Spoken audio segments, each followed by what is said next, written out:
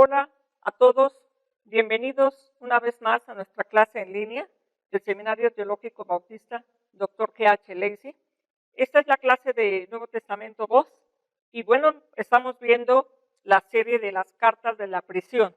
Ya en la carta de Filemón dimos un poquito sobre este contexto y así de que cuando Pablo está en el arresto domiciliario es cuando escribe las cartas conocidas como de la prisión. Vamos a ver esta carta de Colosenses, una carta pequeña, ¿verdad? De tan solamente 4 capítulos, pero muy profunda y muy interesante. Vemos aquí aspectos introductorios que vamos a dar primero un panorama, ya después estaremos entrando de lleno a la carta. El autor, como bien lo hemos estado diciendo, Pablo, y de hecho Pablo lo dice él mismo, aquí en el 1.1, Pablo, apóstol de Jesucristo. En el versículo 23 al final, yo Pablo fui hecho ministro. Y en el 4.18, la salutación de mi propia mano, de Pablo. Así de que no hay duda que el autor de esta carta es el apóstol Pablo. Como decíamos, la fecha entre 60 y 62, que fue el tiempo que Pablo estuvo en la prisión, allá en el arresto domiciliario en Roma, que nos hace referencia Hechos 28 del 30 al 31. ¿Quiénes son a quién está dirigida esta carta? ¿Quiénes son los destinatarios? Es la iglesia de Colosas. Ahora, esta iglesia de Colosas, Pablo no visitó Colosas, ni tampoco los receptores conocían a Pablo.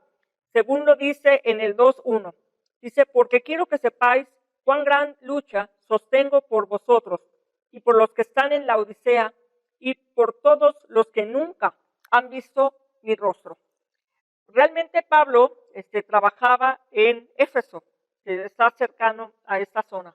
Los portadores de la carta, como menciona en Colosenses 4, 7 al 9, dice, todo lo que a mí se refiere, os lo hará saber Tíquico, amado hermano. Y en el 9 dice, con Onésimo, amado y fiel hermano, que es uno de vosotros. Todo lo que acá pasa, os lo hará saber. ¿Qué quiere decir? Que no todo lo concerniente a su persona, obviamente no lo escribe en la carta, sino que era una costumbre llevar la carta, pero el portador ampliaba las noticias, ¿no? de quien estaba enviando la carta. ¿Dónde está ubicado Colosas? Bueno, seguramente estarán viendo el mapa en su pantalla, pero Colosas está a solamente 160 kilómetros de Éfeso, en el valle del río Lico. En ese valle existían pues varias ciudades importantes, la Odisea, Hierápolis y Colosas. Hierápolis era un centro comercial conocido por sus aguas termales. Colosas se extendía 16 kilómetros río arriba y muy famosa por la industria lanera, la lana negra. Y también, pues el valle del río Lico también era muy famoso por sus terremotos. Así de que sucedía algo muy regular. Y bueno, la Odisea había sido destruida más de una vez, pero se resurgía rápidamente precisamente por ser un centro político y una cabeza financiera. O sea, no tenía problema en reconstruirse nuevamente. Ahora, después del 61, quizás por el 62, la ciudad de Colosas fue devastada por un terremoto. Y obviamente por eso pensamos en la fecha que hemos dado del 60-62 máximo, porque Pablo no hace una referencia a la devastación de Colosas, cosa que hubiese sido inconcebible, ¿verdad? Que un escritor no hubiese tenido quizás la sensibilidad para hacer referencia a ese desastre. Entonces, por eso se corrobora que Pablo escribió esta carta entre 60 a 61. Ahora, en las aguas del río Lico estaban impregnadas de yeso, así de que daba un aspecto como de glaciar, como glaciarse. Así que un poquito de esta semblanza para conocer pues el lugar en donde está ubicada la iglesia de Colosas. Pero geográficamente, ¿verdad? Pero ¿quién es la iglesia de Colosas? La iglesia de Colosas es una iglesia que predominantemente la mayor parte de los hermanos provenían del paganismo. Y lo vemos porque Pablo hace referencia En el 1:21, por ejemplo, dice, y a vosotros también, que erais en otro tiempo extraños y enemigos. Extraños y enemigos. En el 1:27 dice, a quienes Dios quiso dar a conocer las riquezas de la gloria de este misterio entre los gentiles. Entonces es una comunidad gentil y que se consideraba como enemigos y extraños. Ahora, en el capítulo 3, Pablo va a hablar de una lista de pecados que pues eran pecados muy característicos practicados en el mundo pagano, del 5 al 7, ¿verdad? Ya lo veremos en detalle cuando lleguemos a esta sección, pero él habla de pecados como fornicaciones, impurezas, pasiones desordenadas, malos deseos, idolatría, etc. Entonces, está hablando de una comunidad gentil. Ahora, Epafras llevó el evangelio. Allá en el 4:12 dice, os saluda Epafras, el cual es uno de vosotros y siervo de Cristo. Entonces, él es líder de la iglesia de Colosas, pero en ese momento, Epafras es compañero de prisión de Pablo. Ya lo ha mencionado en Filemón 23 también. Ahora, aunque no visitó Colosas, de todos modos, bueno, parece Pablo habla de la iglesia como si fuese una de sus iglesias, ¿verdad? Ahora, en esta carta de Colosenses, como características de esta carta, se pueden rescatar los siguientes. Se dice que tiene frases y palabras que no aparecen en ninguna otra carta de Pablo, a lo que le llaman apaz legómena. Apaz legómena. Ahora, ¿por qué? Bueno, algunos por ese detalle pensarían que no es el autor Pablo, pero es fácil de descartarlo en el sentido de que primero, Pablo es verdad que puede utilizar palabras adecuadas para hacer frente a una nueva herejía. Y ya vamos a ver en qué consiste la herejía que él está abordando en esta carta de Colosenses. Ahora, una de las cosas que podemos ver, pues también es la madurez, el crecimiento del apóstol Pablo. O sea, que una persona tan erudita y preparada como lo es Pablo, no nos debe de extrañar que use palabras que no haya usado en otras de sus cartas. Ahora, una característica muy predominantemente y sobresaliente en esta carta de Colosenses es la cristología. La cristología colosense supera a cualquier carta anterior de Pablo. Ahora, la iglesia está amenazada por una herejía colosense, que se le conoce así como la herejía colosense. No se sabe exactamente en qué consiste, pero obviamente por las respuestas que Pablo está dando, podemos darnos una idea de de qué trataba esta herejía colosense. Esta herejía, en primer lugar, atacaba la suficiencia y supremacía de Cristo. La suficiencia y supremacía de Cristo. Creo que ninguna otra carta de Pablo nos da una visión tan profunda, tan sublime de Cristo. Allá, por ejemplo, lo vemos en el 1:15, lee la imagen del Dios invisible, el primogénito de toda creación. En el 19 dice, por cuanto agradó al Padre que en él habitase toda plenitud. En el 2:2 podemos leer, dice, para que sean consolados sus corazones, unidos en amor, hasta alcanzar las riquezas del pleno entendimiento, a fin de conocer el misterio de Dios, el Padre y de Cristo. En el 2:9 dice, porque en él habita corporalmente toda la plenitud de la deidad. Así de que podemos ver cómo en esta primera defensa pone en alto la supremacía de Cristo.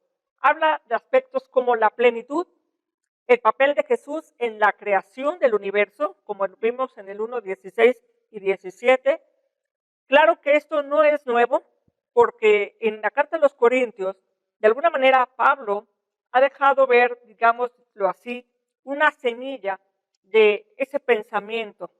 Cuando dice allá en el 1 Corintios 8:6, para nosotros, sin embargo, solo hay un Dios, el Padre, del cual proceden todas las cosas, y nosotros somos para Él, y un Señor Jesucristo, por medio del cual son todas las cosas, y nosotros por medio de Él.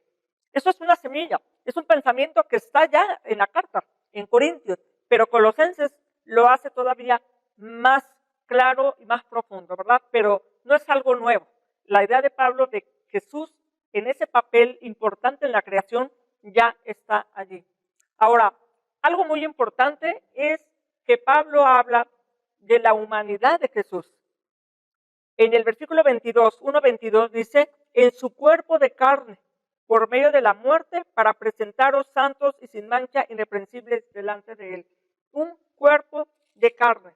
En el 2:9 dice así, porque en él habita corporalmente toda la plenitud. Así de que Pablo habla de que Jesús es hombre, pero también Jesús es Dios.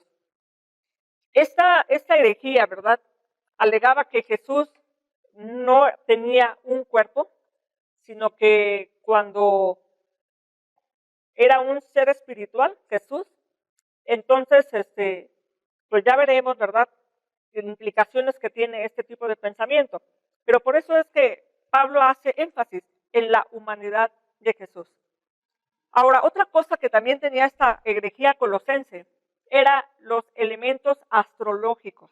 En el versículo 2, capítulo 2, versículo 8, mirad que nadie os engañe por medio de filosofías y huecas sutilezas, según las tradiciones de los hombres, conforme a los rudimentos del mundo y no según Cristo. Los rudimentos del mundo. La palabra aquí que se usa para rudimentos es estoiquía. El significado básico es como una hilera, una fila de soldados, o es el A, B, C, D, ¿verdad?, del alfabeto. Es lo básico. Entonces, obviamente se dice que nadie los engañe con ese tipo de filosofías tan básicas. Pero, aparte de eso, ¿verdad?, ellos creían que el universo era que los espíritus controlaban el universo. Así de que tenía una serie de pensamientos de esa forma, no daban mucha importancia a los espíritus demoníacos. Ahora, bien, Pablo habla allá en el 1:16, dice, porque por él fueron creadas todas las cosas, las que hay en los cielos y en la tierra, sean que tronos, dominios, principados, potestades. Así de que los tronos, dominios, principados y potestades, ellos creían que estaba el cielo dominado de esos seres espirituales, demoníacos. Pero al final de cuentas, Pablo dice, todo está bajo su señorío, todo está bajo él. Ahora, tenían elementos filosóficos, ¿verdad? Dice, nadie nos engañe por medio de filosofías. Ahora, claro que ante la sencillez del evangelio, muchos pensaban, se necesita algo más, ¿verdad? Elementos más rebuscados. Y sin embargo, Pablo obviamente no alega que no lo necesita del todo, no lo necesita para nada. Otro elemento de esta herejía colosense, fíjense que también tenían elementos judíos. ¿Por qué decimos esto? En el 2:16 dice, por tanto nadie os juzgue en comida o en bebida o en cuanto a días de fiesta, lunas nuevas o días de reposo. Había elementos, ¿verdad?, de observación de ritos, días, rituales, especiales, festividades, como las lunas nuevas o los días de reposo. Dice, no. Pablo dice, no. Esa herejía colosense parecía que estaba incluyendo esos elementos judíos, pero también había elementos ascéticos. En el 2:16 dice que nadie os juzgue en cuanto a comida o bebida, en cuanto a días de fiesta, ¿verdad?, luna nueva o días de reposo. Asuntos como comida o bebida. Y luego conceptos tales como vemos en el 21, dice, no manejes, no gustes, ni aún toques. Entonces, había así como que elementos como si fuesen de pureza y castidad, pero también había un hedonismo porque también daban desenfreno a las pasiones. Una de las cosas que también tenía esta herejía colosense, podemos ver en el 2:18, que había culto a los ángeles.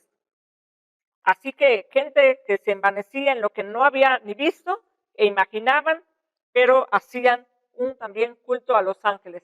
Y todo eso obviamente propiciaba como a un sentimiento de superioridad espiritual, intelectual, ¿verdad? Tanto que por eso habla en el 1:28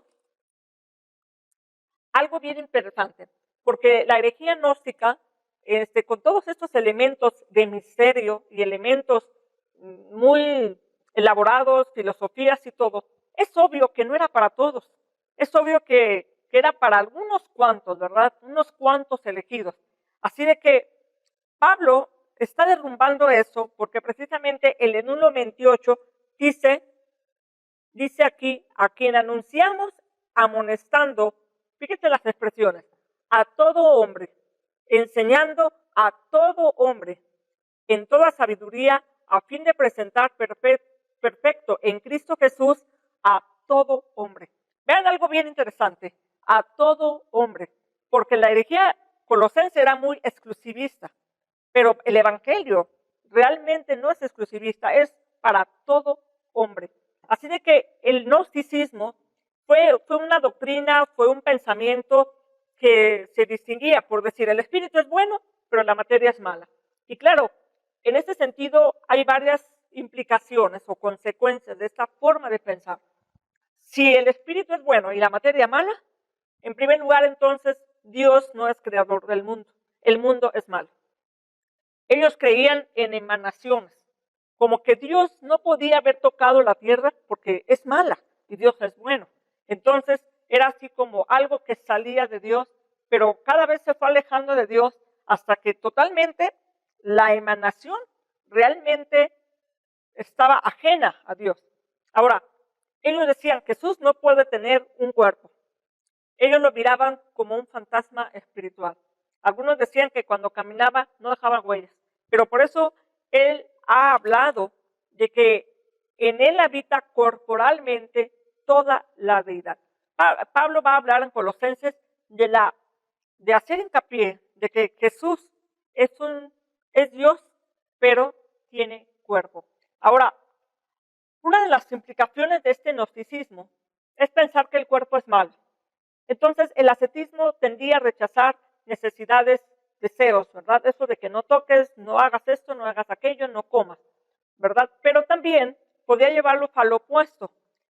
Precisamente como el cuerpo es malo y solamente el espíritu es bueno y lo que interesa, entonces no importa lo que hagas con él. Tú puedes disfrutar y saciar todos tus apetitos.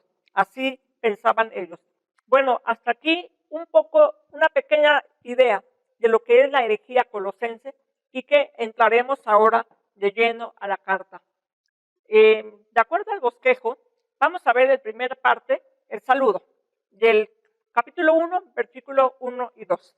Vemos en esta carta, capítulo 1, 1 y 2, dice Pablo, apóstol de Jesucristo. Aquí dice apóstol.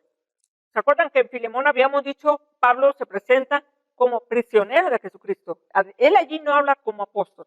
Aquí habla de apóstol. Bueno, por la finalidad de la carta, lo que hace la distinción. Pero apóstol quiere decir enviado y tiene una relación con el que le envía. Ahora, Pablo nunca había estado en Colosas, pero Pablo ha sido elegido para ser embajador por Dios. Dice aquí, apóstol de Jesucristo por la voluntad de Dios. No es que él haya escogido serlo, sino que fue escogido para él, para el servicio del Señor. Y no solamente él, dice aquí, y el hermano Timoteo. Y bueno, en las cartas de Pablo han surgido más colaboradores, como Sóstenes, Apolos, ¿verdad? Ahora, ¿cómo se dirige a los destinatarios de esta carta? Es interesante, veamos, a los santos y fieles hermanos en Cristo que están en Colosas. Aquí algo bien interesante, porque una expresión característica de Pablo en sus cartas es la expresión en Cristo. Pero aquí llama la atención porque dice hermanos en Cristo que están en Colosas. Quiere decir que el cristiano vive en dos dimensiones, ¿verdad? La dimensión en Cristo y en Colosas, en el lugar donde está viviendo. Así de que en Cristo es la aportación teológica más importante que Pablo hace. En Cristo, ¿verdad? O con Cristo también, en Gálatas 2:20, habla, o la idea es, en la esfera de la acción de Cristo. Entonces, para Pablo, estar en Cristo significa vida nueva.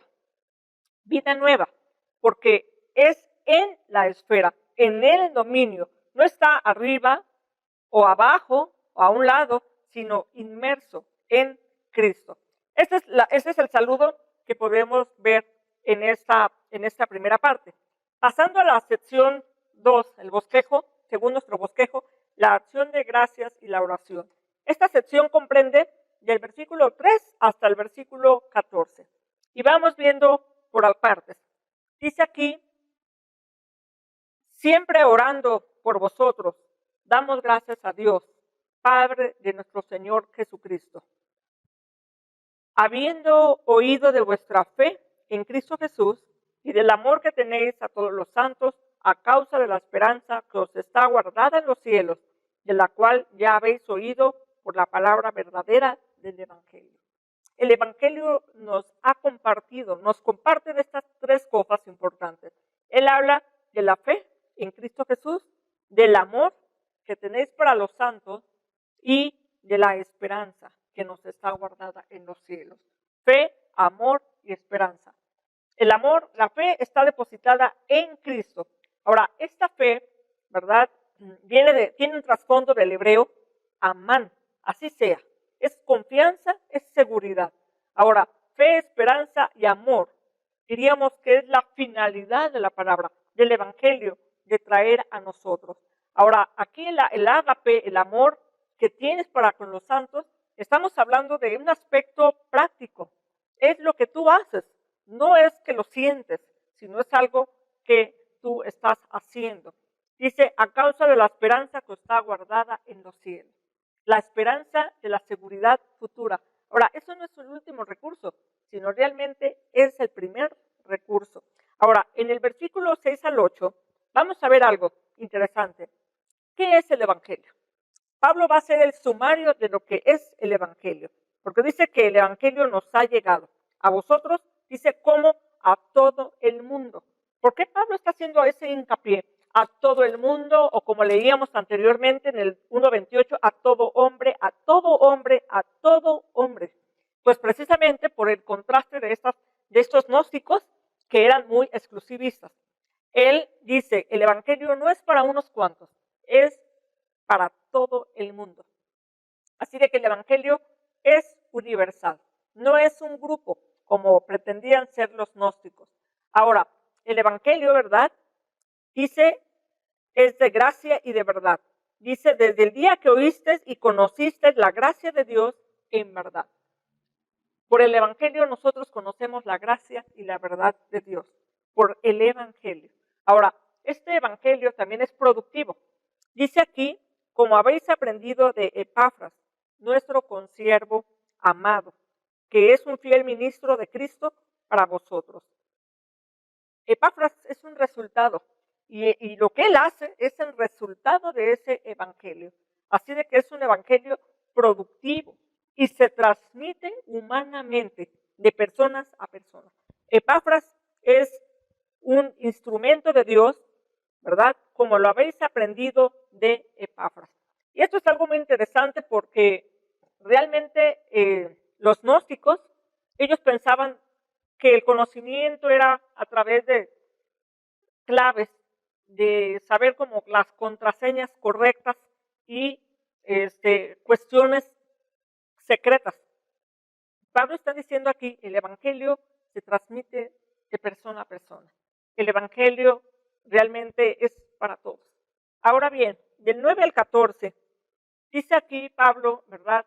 Que él dice que siempre está orando. Vimos en el versículo 3, siempre está orando por nosotros.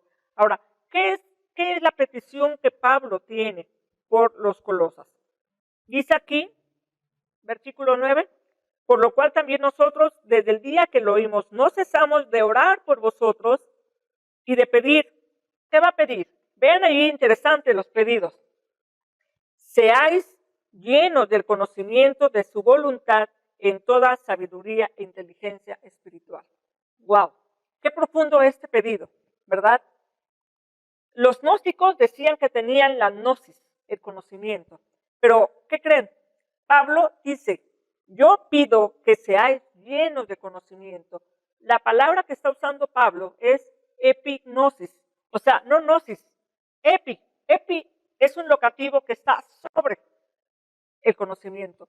O sea, estos gnósticos se quedan con el conocimiento. Pues ¿saben qué? Yo quiero que ustedes conozcan más más que sobrepase ese conocimiento. Ahora, este es un conocimiento, dice allí, pleno, ¿verdad? Que sea lleno del conocimiento. Ahora, el conocimiento, el trasfondo del Antiguo Testamento tiene que ver con el verbo yadá, que es conocer por medio de una relación, ¿verdad? Profunda, personal. Y no es un conocimiento solamente intelectual. Y ahora, aquí vamos a ver por qué. Cuando Pablo dice que seas conocimientos de su voluntad en toda sabiduría e inteligencia espiritual, aquí está hablando de sabiduría, la palabra sofía, que es el griego, sofía, e inteligencia, sunesis. Sunesis tiene que ver con un conocimiento crítico, la capacidad para aplicar los principios a cada situación. Por eso Pablo decía ya en el 2.8 que nadie los engañe por filosofías huecas, que nadie los engañe. ¿Por qué? Yo estoy pidiendo que ustedes tengan conocimiento y sean capaces de distinguir la falsedad de esto, la capacidad de ser críticos.